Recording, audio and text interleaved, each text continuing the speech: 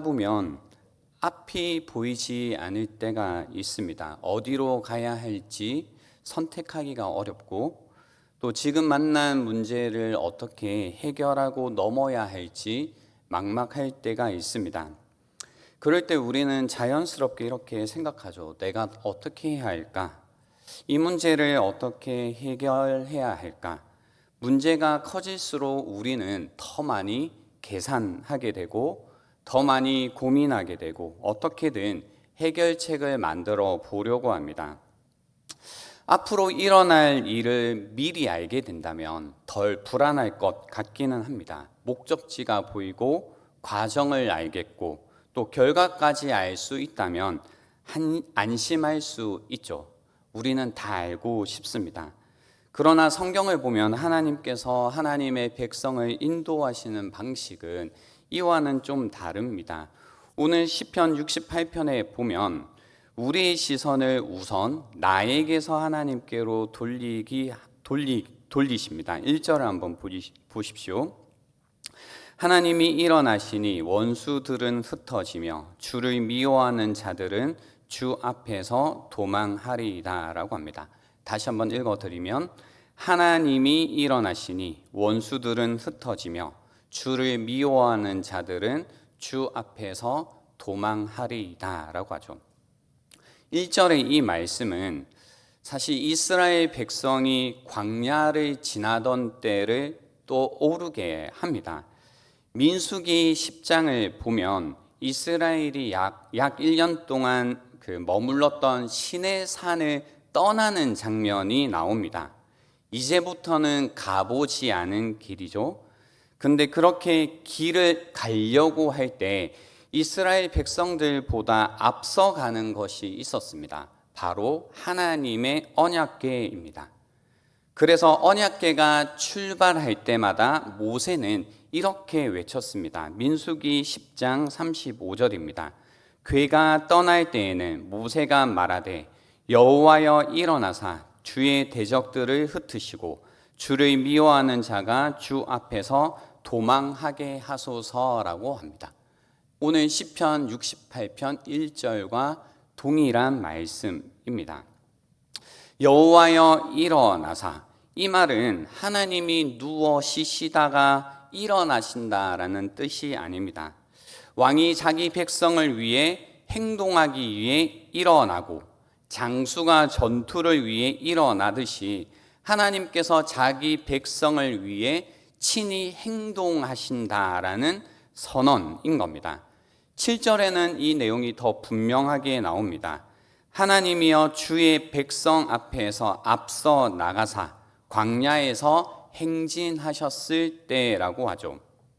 즉, 매번 하나님께서 백성들 앞에서 앞서 나가신다라는 거죠. 그래서 시편 68편의 첫 장면은 이런 겁니다. 광야에서 이스라엘보다 앞서 가셨던 그 하나님께서 지금도 우리 앞에 앞서 가신다라는 겁니다. 우리 앞에는 아직 가보지 않은 길이 있습니다. 그래서 어떤 위험을 만나게 될지 모르고 이 길 끝에 무엇이 있는지 모르지만 하나님께서 일어나시고 하나님께서 앞서 가신다라는 믿음의 고백이라는 겁니다. 광야는 길을 찾기가 어렵습니다. 어떤 표지판도 없고 익숙한 길도 아닙니다. 오늘 어디에 머물러야 될지, 내일은 어디로 향해 가야 될지 알 수 없는 것이 광야입니다. 이 성경은 그 광야를 지나고 있던 이스라엘을 이렇게 표현하지 않습니다. 이스라엘이 길을 찾아갔다라고 하지 않습니다. 본문에서 말해 주듯이 주의 백성 앞에서 앞서 나갔다, 하나님께서 앞서 가셨다라고 하는 겁니다. 이스라엘이 아니라 하나님께서 앞서 가셨다라는 겁니다. 그래서 길을 찾기 어려운 인생의 광야를 지나는 우리에게 중요한 사실을 알려줍니다. 우리는 길을 다 알지 못해도 또 앞으로 무슨 일이 일어날지 다 못한다 할지라도 우리가 아는 것이 있다라는 겁니다. 바로 하나님께서 우리 앞에 앞서 가신다라는 겁니다. 하나님께서는 이스라엘 백성에게 광야를 지나갈 수 있는 지도, 내비게이션을 주지 않으셨습니다. 대신 하나님의 임재를 주셨습니다. 구름 기둥이 움직이면 따라갔고 멈추면 함께 멈추었습니다. 하나님께서는 그들에게 모든 길을 미리 보여주신 것이 아니라 오늘 따라가야 할 하나님을 보여주셨다라는 겁니다. 우리도 마찬가지입니다. 앞으로 일어날 일을 다 알 수 없습니다. 우리의 미래도 자녀들의 앞날도 다 알 수 없고 우리의 건강과 우리의 상황과 형편이 어떻게 될지 다 알 수 없습니다. 가정과 사업과 우리의 미래가 어떻게 펼쳐져 갈지 알 수 없습니다. 알 수 없기 때문에 우리 안에는 불안한 마음이 있습니다. 그래서 다 알고 싶지만 중요한 것은 내 앞에 무엇이 있는지를 아는 것보다 내 앞에 누가 계신지를 아는 것이 더 중요하다라는 겁니다. 오늘 본문에 보면 이렇게 하나님께서 일어나시자 어떤 일이 일어나냐면 2절은 그 모습을 이렇게 표현하고 있습니다. 연기가 불려가듯이 그들을 몰아내소서, 불 앞에서 미리 녹음같이 악인이 하나님 앞에서 망하게 하소서라고 이야기하십니다. 연기는 바람이 후 불면 흔적도 없이 흩어지게 됩니다.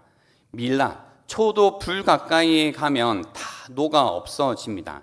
이스라엘이 예상되는 두려운 원수들도 하나님 앞에서는 연기와 같고 밀과 같다라는 겁니다. 원수들이 다 흩어지게 된다라는 겁니다. 우리도 우리의 앞을 생각할 때 우리의 앞길을 가로막고 있고 우리가 길을 갈 때 넘어지게 할 것 같은 어떤 것들이 보일 때가 있습니다. 이 문제를 내가 넘어갈 수 있을까? 이 형편이 정말로 괜찮을까? 아무래도 방법이 없는데 어떻게 해야 될까? 문제가 너무 크게 보일 때 하나님보다 그 문제를 더 바라보게 됩니다. 그러다 보면 어느 순간 우리의 마음은 이런 생각으로 가득 차게 되죠. 나는 여기까지인가 보다. 더 이상 길이 없는 것 같다라는 생각을 하게 됩니다. 그러나 시편 68편은 우리에게 이렇게 말씀해 주시는 겁니다. 하나님께서 앞을 가로막고 있는 것들을 흩으시며 길을 내신다라는 겁니다. 앞을 흩으시면 그 길을 내신다라는 겁니다. 그러므로 이스라엘이 길을 갈 때 중요한 것은 그들이 가지고 있던 숫자 군사력이 아니라 하나님께서 그들 가운데 계시는 지가 가장 중요했습니다. 내 힘보다 내 지혜보다 하나님의 임재가 가장 중요했다라는 겁니다.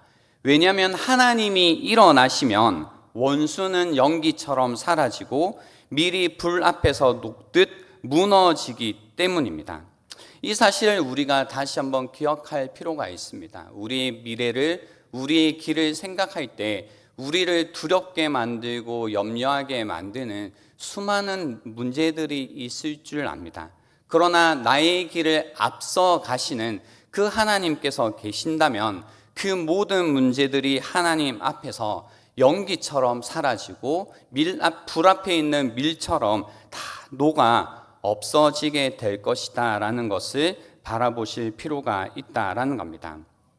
8절에 보시면 하나님께서 앞서 가실 때 땅이 진동하며 하늘이 하나님 앞에 떤다라고 이야기하시죠. 되게 총체적으로 이야기하신 겁니다. 하나님께서 가시면 행진하시면 광야의 그 무엇도 하나님을 막지 못한다라고 이야기하시는 겁니다. 뿐만 아니라 9절과 10절에 보시면 하나님께서 이 메마른 땅을 지나가실 때 지쳐있는 자기 백성들을 어떻게 하시겠다라는 말씀도 주십니다. 9절과 10절 말씀을 한번 보시겠습니다. 하나님이여 주께서 흡족한 비를 보내사 주의 기업이 곰핍할 때에 주께서 그것을 견고하게 하셨고 주의 회중을 그 가운데 살게 하셨나이다. 하나님이여 주께서 가난한 자를 위하여 주의 은택을 준비하셨나이다 라고 말씀하십니다. 광야, 원래 없는 것이 많은 곳입니다. 물도 부족하고 먹을 것도 부족하고 쉴 곳도 부족합니다. 그런데 하나님께서 앞서 가시면 없는 곳에서도 하나님께서 필요한 것들을 공급해 주신다라는 겁니다. 이 사실을 우리는 기억해야 됩니다. 우리가 생각하고 예측하고 예상할 때에 앞에 보이는 게 없습니다. 내 필요를 도저히 채우지 못할 것 같지만 하나님께서는 아무것도 없는 그 광야 가운데서도 채워주신다라는 겁니다. 흡족한 비를 보내주신다라는 겁니다. 그렇기 때문에 하나님께서 함께 하시는 가가 가장 중요한 내용이다라는 겁니다. 때로 하나님은 우리가 생각했던 길과 다른 곳으로 인도해 가십니다. 그때 우리는 광야로 간다라는 생각을 하게 되죠. 내가 가고 싶었던 길을 막으실 때도 있고 예상하지 못했던 길을 여실 때도 있습니다. 그 순간에는 이해가 잘 되지 않습니다. 왜 하나님 이 길입니까? 때로는 지나고 나서야 그래서 이 길이었구나 알게 될 때도 있죠. 그러나 어떤 길을 지나고 나서도 때로는 그 이유를 다 알지 못할 때가 있습니다. 그래도 믿을 수 있는 한 가지는 바로 이것입니다. 우리가 길을 이해하지 못해도 나를 앞서 가시는 하나님은 언제나 신뢰할 수 있다라는 겁니다. 광야에서 우리를 앞서 가시는 하나님은 시온을 향해 가십니다. 16절을 한번 보십시오. 너희 높은 산들아 어찌하여 하나님이 계시려 하는 산을 시기하여 보느냐. 진실로 여호와께서 이 산에 영원히 계시리로다 라고 하십니다. 이 구절이 중요한 이유는 이것입니다. 하나님께서 자기 백성을 그냥 정처 없이 이끄시는 분이 아니라는 겁니다. 앞서 가시는 하나님에게는 목적지가 있습니다. 광야를 지나게 하실 때에도 목적이 있고 우회하게 하실 때에도 목적이 있고 기다리게 하실 때에도 목적이 있습니다. 우리는 지금 지나가는 이 한 장면밖에 보지 못하지만 하나님은 시작과 끝을 함께 다 보고 계십니다. 하나님은 목적지를 알고 계신다라는 겁니다. 하나님의 목적지는 바로 시온입니다. 그 시온이라는 것은 이런 의미가 있습니다. 18절에 보시면 주께서 높은 곳을 오르시며 사로잡은 자들을 치하신다라고 하십니다. 사도 바울은 에베소서 4장에서 바로 이 말씀을 예수 그리스도의 승리로 연결합니다. 예수님 역시 십자가라는 길을 걸으셨습니다. 제자들의 눈에는 실패처럼 보였고 모든 것이 끝난 것처럼 보였습니다. 그러나 그 길의 마지막은 무덤이 아니었습니다. 부활이었고 승천이었고 승리였습니다. 그러므로 우리를 앞서 가시는 하나님은 어디로 가시는지 몰라 우리가 불안할 때에도 우리에게 이 사실을 알려주십니다. 하나님이 앞서 가시는 길은 패배가 아니라 언제나 승리의 길이라는 겁니다. 믿음은 모든 길을 보는 것이 아니라 앞서 가시는 그 하나님을 놓치지 않는 것입니다. 이제 말씀을 정리하려고 합니다.